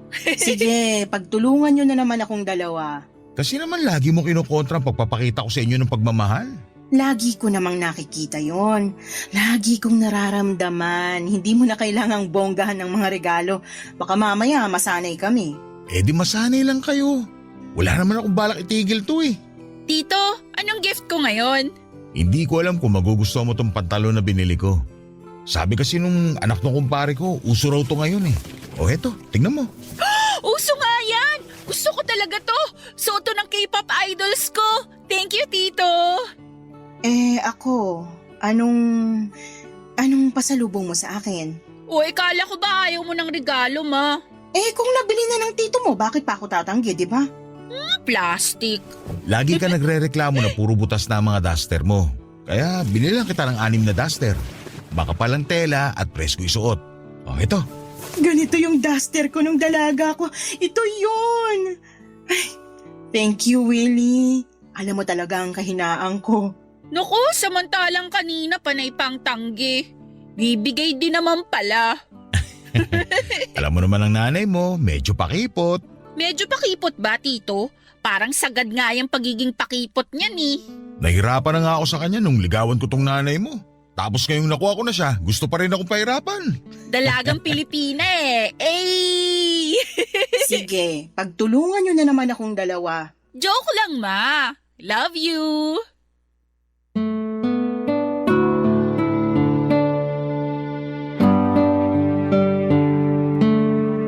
Para akong nagkaroong muli ng panibagong pamilya. Para kaming isang buong pamilya nina Jovi at Willie. Hindi ko ito naramdaman noon sa dati kong asawa. Parang kami lang ni Jovi ang pamilya. Akala ko ay hindi ko na mararanasan ang mga bagay na ito. Pero heto at pinatunayan sa akin ng Diyos na posible pala ang mga pangarap ko. Tinupad ni Willie ang pangarap kong pamilya. Habang pinagmamasdan ko nga silang dalawa ni Jovi na nagkwekwentuhan tungkol sa mga pasalubong ni Willie, ay napapangiti na lamang ako. Halos hindi ko na matanggal ang ngiti sa labi ko. Sino ba namang hindi sasaya kapag makita mong magkasama at nasa isang bahay ang mga mahal mo sa buhay? Panay ang dasal ko na sana'y hindi na matapos ang kasiyahang ito. Alam kong hindi naman ako bibiguin ng Diyos dahil matagal din akong naghirap bago ko sinukuha ng sitwasyon na matagal na niyang gustong alisan. Araw-araw ay lagi akong binibigyan ng rason ni Willie para mahulog sa kanya. May oras na parang natatakot na ako dahil masyado ng malalim ang nararamdaman kong pagmamahal para sa kanya. Baka kasi biglang magbago siya o makahanap ng iba. Ganon ba talaga yon?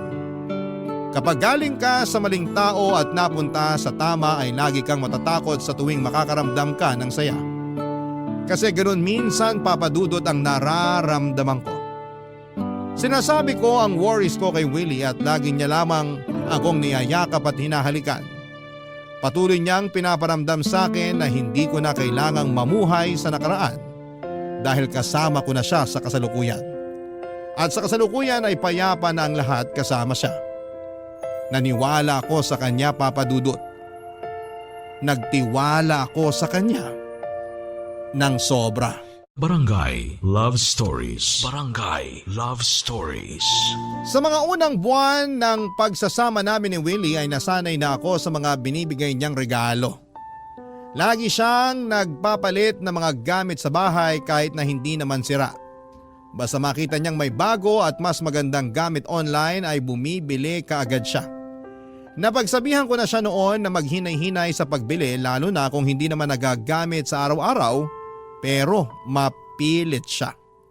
Hindi ko naman na siya nilabanan pa dahil pera naman niya ang ginagastos. Sino ba naman ako para pigilan siya sa paggamit niya ng pera, hindi ba? Kung yun naman ang nagpapasaya sa kanya at nagbibigay sa kanya ng dahilan para lalong magsipag para kumita ng pera, ay sino ba naman ako para pigilan siya? Kaya lang makalipas pa ang ilang buwan ay napansin kong hindi na siya gaanong bumibili ng kahit na anong gamit o regalo para sa bahay at para sa aming mag-ina. Hindi naman sa hinahanap-hanap ko ang mga luho na inaabot niya. Kaya lang kasi, Papa Dudut, ay nanibago ako. Ganon din si Juby. Pero hindi naman namin yon itinawid sa kaalaman ni Willie. Baka masaktan at ma-misinterpret niya ang pagtatanong namin. Sinabihan ko si Jovi na huwag magbabanggit at sasabihin ang diretsahan kay Willie ang tungkol sa paghinto nito sa pagbibigay ng luho sa amin. Meron naman na kaming sapat na luho na ibinibigay niya noon. Hindi na kailangan maghangad pa ng sobra. Kaya lang may nangyari nitong nakaraan para tuluyang sumabog si Willie. Hindi ko yon inasahan, Papa Dudut. Isang gabi ay umuwi siya ng late, ako na lamang ang gising sa bahay at nakatulog na si Jovi dahil maaga pa ang pasok niya kinabukasan. Hindi ako late matulog pero nagawa kong maghintay kay Willie dahil nababahala na ako sa dalas ng pag-uwi niya ng late, Papa Dudut.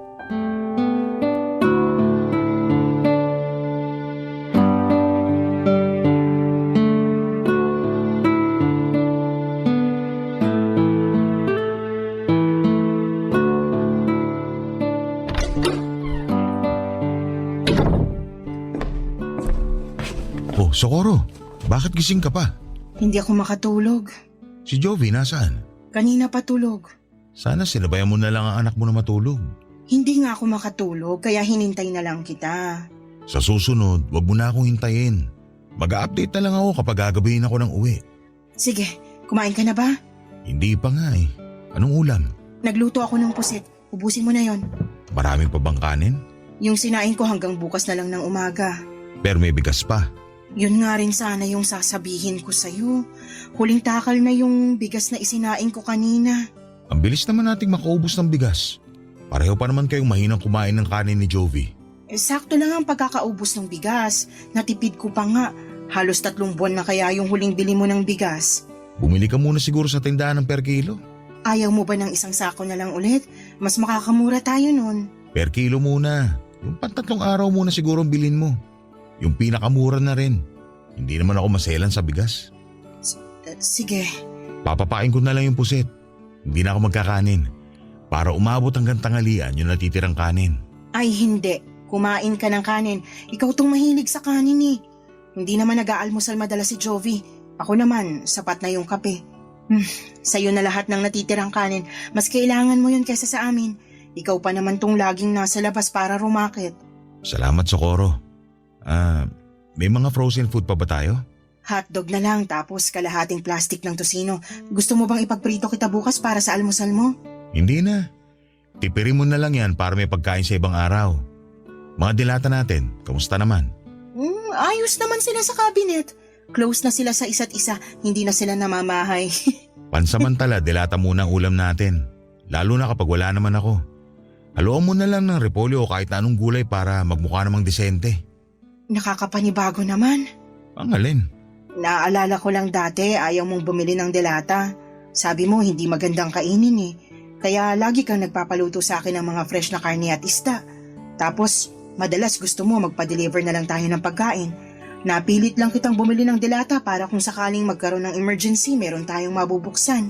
Hindi ka pa ba nagpapasalamat na mabubuksan mo na sa wakas yung mga dilata na pinaglalaban mo sa akin dati? Nabigla lang. Hindi ko naman inaasahan na gugustuhin mong mag-ulam ng delata. Masama bang kumain ng dilata? Oy, wala akong sinabing ganyan ha. Ang sinabi ko lang, nanibago lang ako. Mali ata ako na sinanay ko kayo sa luho. Parang diring-diri ka na kumain ng mga dilata. Baka pati sa bigas sumelan ka na rin. Hindi ako kailanman nandiri sa delata kahit ilang beses mo pa akong pinakain ng crispy pata at mamahaling putahe. Baka nakakalimutan mo, sinanay din ako dyan ng dati kong asawa. Bakit kailangan pang banggitin ang dati mong asawa? Nasanay ka na nga yata sa luho. Hindi ko maintindihan bakit minamasama mo tong sinasabi ko sa'yo. Wala naman akong masamang intensyon. Nag-uusap lang tayo. Bakit biglang pumangit ang dating sa'yo? Kasi pagod na ako sa kakahanap ng pera. Tapos parang pinamumukha mo pa sa akin na wala akong kwentang padre di pamilya.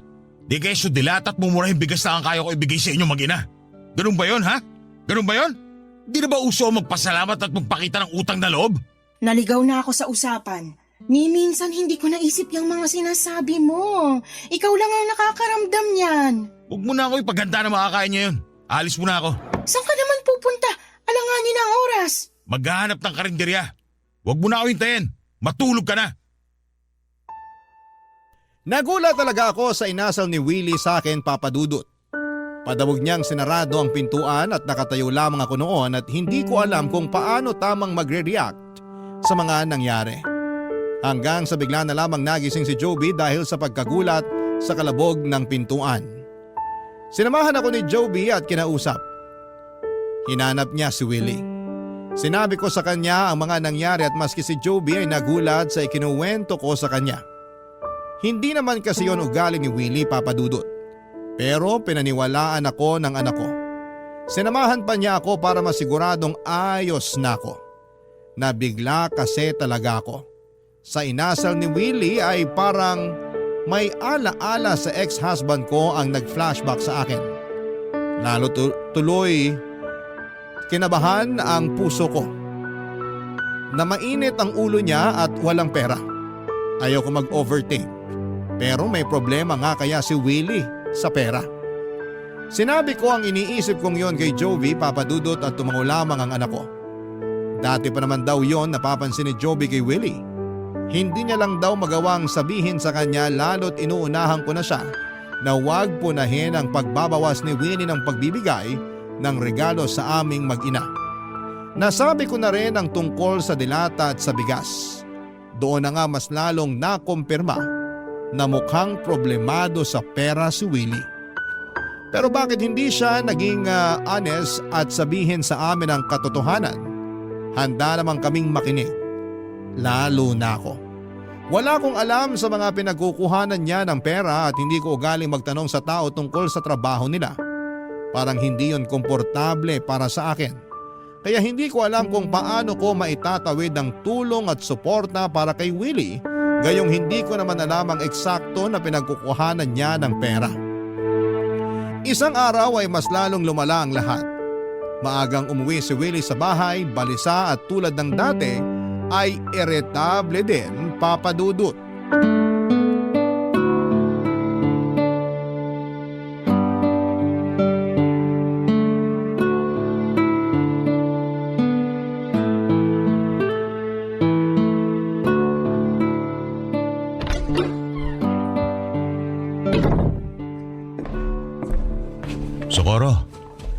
mo yatang umuwi. Kumain ka na? Wala akong gana. Alis din ako kagad. May kailangan ba? May ipapaplansya ka bang damit? May naitabi ka pa ba sa mga perang binigay ko sa inyo ni Jovi dati? Bakit? Sumagot ka na lang. Sumagot ka rin. Bakit kailangan ko sumagot? Kasi nagtatanong din ako. Pera ko naman yung binigay ko sa'yo. Sa inyong mag-ina. Sumbat ba yan? Kasi naman ang simple lang ng tanong ko, hindi pa magawang sagutin ng maayos. Maski naman ako maayos din ang tanong ko. Oo, alam ko pera mo yun at inabot mo sa akin. May karapatan ka ron. Yun naman pala eh. Nasaan na yung pera? Naitabi ko, wag kang mag-alala. Nabawasan ko pero pinangbili ko naman ang kailangan natin dito sa bahay. Asa na nga yung natira? Dali na! Gusto pa ng pahirapan eh. Willie, may problema ba? Wala magiging problema ko, ibibigay mo na lang sa akin yung pera ko. Alam ko pera mo yon. Pero sa pagkakatanda ko, sinabi mo na pera ko na yon. Ayaw mo ibalik sa akin yung pinaghirapan ko? Handa kong ibalik sa'yo kung sasabihin mo muna sa akin kung saan mo gagamitin yun. Bakit kailangan mo malaman? Bigyan mo rin naman ako ng karapatan na malaman bilang may bahay mo. Ipandadagdag ko sana pambili ng mga regalo ko sa inyo ni Jovi. Malapit na ang Pasko. Nasanay pa naman kayong laging nireregaluhan. Nakakahiya naman kung hindi ko kayo bibigyan. Hindi na namin kailangan ng regalo. Gagamitin ko sana yung pera na yun para ipambili ng pagkain at ibang kailangan dito sa bahay. Mas importante yon. Hiningi mo ang dahilan ko kung bakit ko kinukuha sa iyo yung pera tapos tatablahin mo rin naman pala. Bakit nagtanong ka pa? Bakit pa ang init ng ulo mo? Ano bang nangyayari sa'yo? Kasi ginagawa mo komplikado ang lahat. Ikaw lang tong nagpapakomplikado ng lahat, Willie. Ano bang nangyayari talaga? Hindi ka naman dati ganyan ah. Pati rin naman ikaw. Hindi ka rin naman ganyan dati. Ngayon pala sagot ka na kahit wala sa lugar. Nasa lugar ang mga sagot ko. Baka ikaw. Ganyan ba isusubat mo sa akin? Matapos ko kayong iaon ng anak ko sa hirap? Matapos ko kayong tulungan makatakas sa dating asawa mo? Sino ba sa atin ngayon ang nanunumbat? Ibigay mo sa akin ang pera ko! Pero anong gagamitin nating pambili ng pagkain? Isang buwan ka nang hindi nag-aabot para sa mga kailangan dito sa bahay. Intindihin mo naman ako kung kailangan kong tipirin yun para may makain tayo. Dodoblin ko ang ibibigay ko sa iyo sa susunod. Ibalik mo lang muna sa akin ang pera. Kailangan ko talaga. Baka pwedeng kahit 1K lang ang ibigay ko sa'yo. Konti na lang din ang natitira sa akin eh. Baka maubusan tayo kapag binigay ko sa'yo lahat. Masyado kang nega, kaya walang nangyayari sa buhay mo. Bakit ganyan ka magsalita? Kasi ayaw pa ibigay sa akin ang pera ko. Akin na! Hindi sa iyo yun! Hindi talaga ako makapaniwala sa inasta sa akin ni Willie, Papa Dudut. Nanlaki ang mga mata niya habang nakatitig sa akin at tila kinukumbinsi akong sumunod na lamang sa gusto niya. Hindi ako nagpatinag. Nilabanan ko ang mga titig niya at hindi ko kayang ibigay sa kanya ang lahat ng naipon kong pera. Alam kong galing yon sa kanya, pero hindi maganda ang kutob ko sa pagdadalhan niya ng perang yon. Lalong hindi maganda ang kutob ko na maibabalik pa sa akin kahit kalahati noon. Pero wala ko nagawa nang tadyakan niya ang mesa sa sala. Binasag niya ang vase na nakatapon sa gilid ng sofa. Nagulat ako. Hindi naman niya ako sinaktan pero natakot ako sa mga ginawa niya. Pawisan na siya noon at nahahalata na ang galit. Kaya doon na ako bumigay. Nagtungo na ako sa kwarto para kunin ang pera pero nagtira ako ng 2,000 para may pangkain kami sa mga susunod na araw. Pagkatapos kong iabot sa kanya ang pera ay matalim pa rin ang tingin niya sa akin. Galit na galit ang mga mata niyang tinititigan ako sa huling pagkakataon bago lumabas ng bahay. Nagdabog siyang muli sa pagsarado ng pintuan. Minessage ko siya after an hour para sabihan sa kanya na hindi ako natuwa sa ipinakita niya sa akin pero hindi niya ako nireplyan. Hindi rin siya umuwi nung gabing yon, tanghali na kinabukasan nang umuwi siya. Tahimik na siya noon, Papa Dudut, at hindi na galit. Pero halata sa mukha niya ang lungkot at problema. Hindi ko na siya kinausap pa. Parehas kaming kailangan magpalamig noon at nagkulong na lamang siya sa kwarto at hindi ko siya sinamahan doon.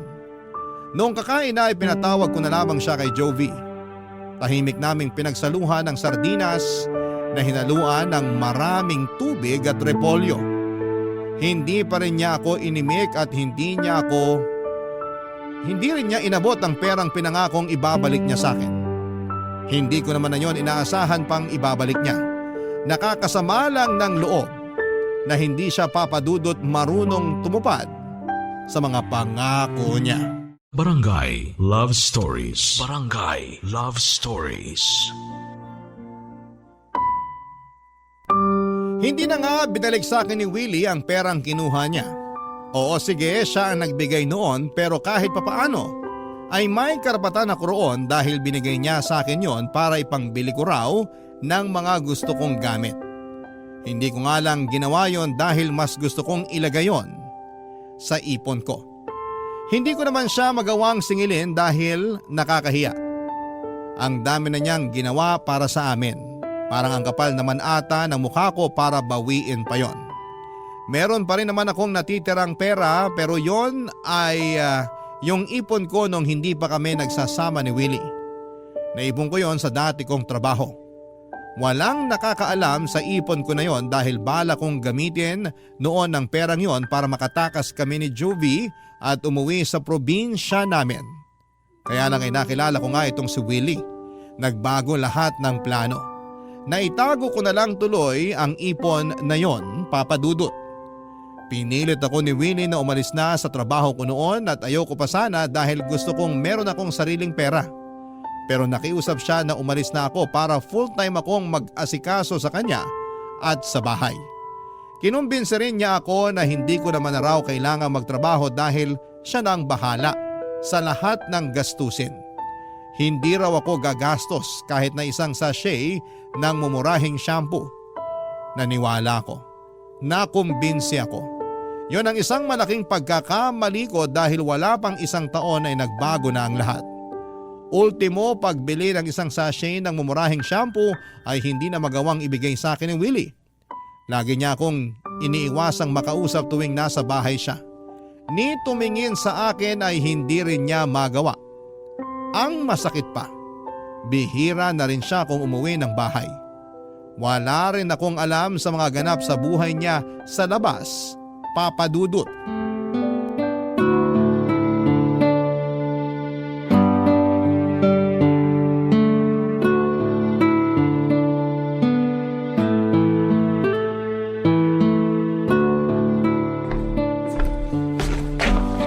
Ma, busy ka? Nagbabudget lang ako para sa pagkain natin para sa linggong to. Bakit? Nakita kasi ako kanina nung may-ari ng tindahan sa kanto. Nagtatanong kung kailan daw natin babayaran yung bigas na inutang natin. Hindi pa ba dumaan doon ng Tito Willie mo? Sinabi niya sa akin na siya na yung magbabayad ng inutang nating bigas eh. Mukhang hindi pa eh. Nagagalit nga po yung may-ari eh. Mabuti na lang dumaan na yung jeep na sasakyan niya. Napilitan tuloy huminto sa kakatalak. Nakakahiya naman. Hayaan mo, dadaan ako doon mamaya bago ako mamalengke. Makikiusap muna ako na kalahati munang babayaran ko. May iutos po ba kayo sa akin na iluto? Wala naman po akong gagawin ngayon. Pakitingnan mo muna sa cabinet kung meron pang natirang sardinas. Meron pang kalahating repolyo sa ref. Isahog mo bago masira. Dagdagan mo ng tubig para pangbawas ng alat ha. Tsaka dagdag sabaw din. Huli na po yung sardinas na inulam natin kagabi. Sigurado ka ba? Parang may nakita pa ako ron na isang sardinas. Isang meatloaf na maliit na lang po yun. Kasya na po siguro yun kung tayong dalawa lang ang kakain. Paano naman ang Tito Willie mo kung umuwi siya? Maghahanap yun ng pagkain. Ma, may sasabihin din pala ako. Oh, ano yun? Nawawala po kasi yung naipon kong pera na itinago ko sa ilalim ng kama ko. Ha? Hindi akong kumuha ah. Tignan mong mabuti, baka na-misplace mo lang o kaya nahulog kung saan. Halos baliktarin ko na po yung buong kwarto pero wala talaga eh. May pagkaburara ka pa naman. Andyan lang yan. Wala namang ibang taong bumibisita rito. May hinala po ako. Ha? Hinala? Si Tito Willie po. Ay, Jovi, wag ganyan. Wag ka mambibintang ha. Eh kasi naman ma, nung naligo ako nung isang araw tapos pagpasok ko ng kwarto ko, andun siya. Hindi naman siya pumapasok sa kwarto ko kahit kailan. Baka naman kasi may tinitingnan siyang mga butas sa kisame o mga butas sa sulok ng kwarto mo. Alam mo na, tag-ulan, nag-iingat lang ang Tito Willie mo. Hindi naman po niya sinabi sa akin yan. Nagulat nga siya nung nakita ko tapos bigla siyang may binulsa. Tapos nagmadali na pong umalis. Busy kasi ang tito mo. Alam mong naghahanap ng ibang racket para lang may makain tayo. Pero bakit hanggang ngayon wala pa rin tayong makaing matino? Yung ipon nyo, nagagamit nyo na pangbayad ng kuryente at tubig. Paano kapag naubusan kayo? Hindi ako aabot doon. Makakahanap ang tito mo ng pagkakakitaan. Magtiwala lang tayo sa kanya. Nagtiwala naman po ako sa kanya nung pumasok siya sa kwarto ko. Kinabukasan, nung chinek ko yung ilalim ng kama ko, nasaid na lahat ng perang andun. At kayong dalawa lang naman ni Tito ang nakakaalam na nagtatago ako ng pera ron. Hindi ba nga nagbibiro pa siya noon na baka ngat-ngatin ng daga yung perang tinatago ko dun? Jovi, wag nga muna natin itong pag-usapan. Sumasakit ng ulo ko sa kakaisip kung saan tayo kukuha ng pera. Hanapin mo pa sa kwarto mo, nandun lang yun. Isipin mong mabuti. Pero ma… Anak, please. Pagod ng utak ni mama kakaisip. Maawa ka naman. Gusto ko mang tulungan ka pero kota na ako sa mga problema. Sorry po ma. Nakonsensya naman ako na hindi ko pinanigan ang anak ko. Pinagmasdan ko siyang bumalik sa kanyang kwarto para subukan pang hanapin ang pera niyang nawawala. Pagkalabas niya ng kwarto ay halata pa rin ang lungkot. Halatang hindi nahanap ang pera niya. Hindi na lamang niya ako kinausap tungkol doon at nahiya na rin siya at baka mapagalitan kong muli. Nagluto lamang siya ng meatloaf at isinaing ang huling takal ng bigas na mukhang kulang pa para sa aming dalawa. Mas lalo lang akong namroblema. Pumanhing ako sa kwarto namin ni Willie. Mula sa luma kong maleta ay nilabas ko roon ang isang CCTV na nabili ko noon nung nagsasama pa kami ng dati kong asawa. Ginamit ko yon para makakuha ako ng ebidensya sa tuwing sinasaktan niya. Itinago ko na yon noong nagsama na kami ni Willie. Akala ko hindi ko na yon magagamit pa. Pero napunta na naman ako sa sitwasyon na kakailanganin ko ng ebidensya. Palihim kong nilagay yon sa pwesto kung saan ko nilagay ang pera at mga alahas ko. Ayokong pagbintangan si Willie pero malakas ang duda ko na siya ang kumuha ng pera ni Juvie. Kinagabihan ay umuwi si Willie at wala pa rin itong sa hulog. Mukhang malalim talaga ang problema niya pero ayaw naman niyang magpatulong sa akin. Hindi ko na rin alam ang gagawin ko at nagpaalam siya na diretsyo na siyang matutulog. Tumango lamang ako. Hindi ko siya tinabihan. Nakitulog ako sa kwarto ni Joby. Parang lumalayo na ang loob ko kay Willie. At parang ayoko munang dumikit sa kanya dahil ayokong makaramdam ng galit sa kanya. Kinabukasan ay hindi ko na siya nadatnan sa kwarto. Maaga siyang umalis, sabi ni Joby. Pumasok ako sa kwarto namin at malakas ang kabog ng puso ko. Lalo na nung nakita kong wala na ang pera at mga alahas ko. Nanginginig akong tsinek ang CCTV at doon ay nakita ko si Willie ang kumuha. Naiyak na lamang ako. Hindi dahil nawalan ako ng pera at alahas, kundi nawala ng biglaan ng tiwala ko sa kanya. Kinagabihan ay umuwi siya at inamangan ko siya para kumprontahin. Hindi na ako makapagpigil noon, Papa Dudut.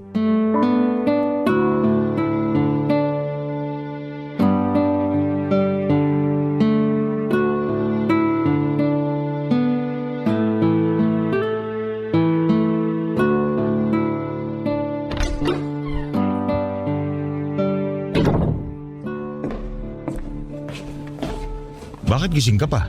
Hinintay talaga kita. Matutulog na ako ha. Maaga akong aalis bukas. Mag-usap muna tayo. Tungkol saan ba? Aminin mo na sa akin yung totoo. Ano na naman yan? Wala ka na bang pera? Ang sakit naman ng bintang mo. Alam mo bang hindi yan maganda sa pandinig ng mga lalaki? Hindi naman kami bulag at manhid ni Jovi para makita yung pagbabago mo. Pati si Jovi dinamay mo rito. Tatay na ang turing niya sa'yo. Pati siya nakakaramdam na rin.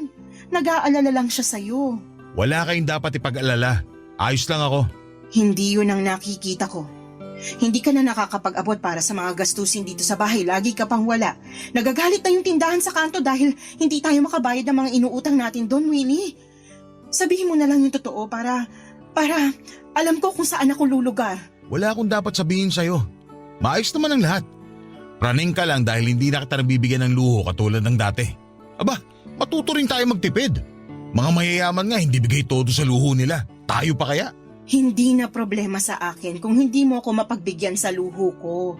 Pero yung mga araw-araw na pangangailangan natin, ibang usapan na yun. Nangako ka magpo-provide ka sa amin ni Jovi sa lahat ng kailangan namin. Kaya nga napilit mo akong mag-resign sa trabaho ko kasi sabi mo good provider ka. Ikaw nang bahala sa lahat, di ba? Hindi ko na kailangang magpakapagod sa trabaho dahil kaya mong sustentuhan ang pangangailangan namin. Asa na yung Willie na nagsabi sa akin nun? Hindi naman kasi araw-araw bumubuhos ang biyaya sa akin. Intindihin mo naman. Hindi naman naglalabas ng pera lahat ng butas ko sa katawan. Minsan nagigipit din ako. Kaya ba kinuha mong pera at alahas ko sa kwarto dahil gipit ka? Ibang klase ka rin naman pala mong bintang. Hindi ako magnanakaw.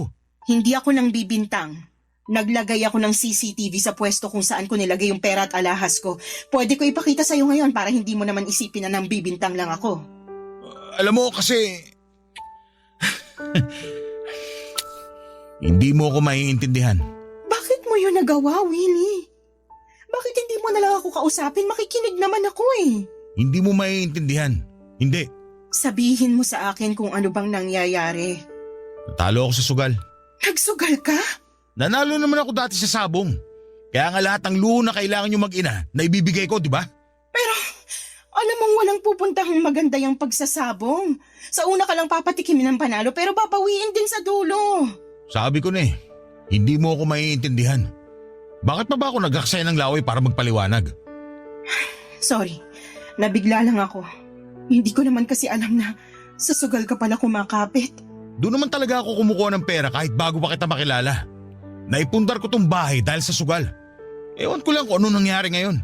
Hindi ko lang siguro swerte ang taon na to. Ihinto mo na yan, please.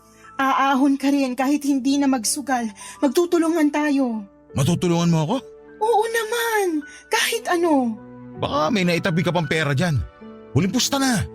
Gusto kong mabawi yung mga natalo ko. Hindi kita matutulungan dyan. Ayaw na kitang bigyan ng pera para ipangsugal. Kala ko tutulungan mo ako. Sige na, Socorro. Nararamdaman kong ito na yun. Isang pusta pa. Sigurado ako na makakabawi ako. Hindi na ako uulit. Huli na to basta manalo. Hindi, tumigil ka na sa sugal. Hindi ka mananalo dyan. Huwag kang nega. Nangangati na itong palad ko. Kasabihan ng mga matatanda na magkakapera daw pag ganito. Kaya ilapag mo na sa palad kong pera para makapusta na. Sige na. Alam ko na may naitatabi ka pa dyan. Huwag mo akong pagdamutan. Kinuha mo na lahat, Willie. Wala nang natira sa akin. Ano pang ibibigay ko sa'yo? Gisingin mo si Jovi. Baka may mga hindi pa ako nakuha sa ilalim ng kama niya. Ipaliwanag mo na lang sa kanya lahat. Ikaw din ang kumuha ng ipon ni Jovi sa ilalim ng kama? Hindi na mahalaga yun. Ang importante ngayon, magtiwala ka sa akin na may papanalo ko itong susunod na pusta ko. Nararamdaman ko talaga. Sa susunod na panalo ko, pupunta tayo sa Hong Kong. Ayaw mo ba nun? Hindi ako makapaniwala sa mga narinig kong sinabi ni Willie. Nakangiti pa siya sa akin pero kita sa kanyang mga mata ang pagod at pagkabahala. Alam kong pilit lamang niyang kinukumbinsi ang sarili niya na tama pa rin ang ginagawa niya. Lulong na po si Willie sa sabong at kita naman yon sa kanya pero hindi niya magawang tanggapin. Naiiyak na lamang ako noon habang pinipilit niyang tumawa para kumalma. Para na siyang nasisiraan ng bait lalo kung paano niya alugin ang balikat ko para pakinggan ko siya. Para bigyan ko siya ng pera. Panay din ang panginginig ng mga kamay niya. Pinagmamasdang ko lamang siya. Lalo na noong paikot-ikot na siya sa sala habang pinapaliwanag sa akin na sa susunod na pusta niya ay milyon na ang makukuha niya. Naniniwala siya roon at doon ako nababahala. Iba na ang tama ng sugal sa utak niya. Nagkunwari akong bibigyan siya ng pera at naniwala naman siya. Natuwa siya. Napalundag pa siya sa saya. Sinabi ko sa kanya na ibibigay ko yon kinabukasan basta matulog na lamang muna siya. Pumayag naman siya, Papa Dudut. Tumakbo na siya patungo sa kwarto namin at nagtalukbong. Pahuni-huni ng kanta at parang nagbibilang ng pera. Naiiyak na ako noon. Unti-unti ay parang tinakasan na si Willie ng bait at hindi ko napaghandaan yon. Kinabukasan ay ginising niya ako para kunin ang pera. Inabutan ko siya ng 100 piso at natuwa siya. Sabi niya ay magiging 100,000 raw yon. Lumabas siya ng bahay nang hindi man lang naligo o nagpalit man lang ng damit. Hinayaan ko siya.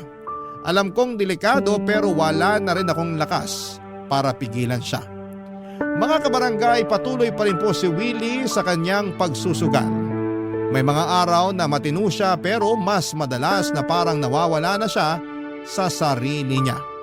Ano bang may papayo ninyo sa sitwasyon namin ngayon? Kailangan ko na ba siyang iwan? O baka pwede pang magawa ng paraan? Sana ay matulungan ninyo ako. Isa ako sa mga masusugid ninyong tagapakinig at marami sa inyong mga kwentong napapanood ko sa YouTube ang nakakatulong sa akin. At sana sa pagkakataong ito, magawa niyo rin po akong tulungan sa personal na problemang aking kinakaharap. Maraming salamat po sa inyo, Papa Dudut, sa pagtampok sa aking kwento sa inyong programa. Ang inyong kapuso, Socorro.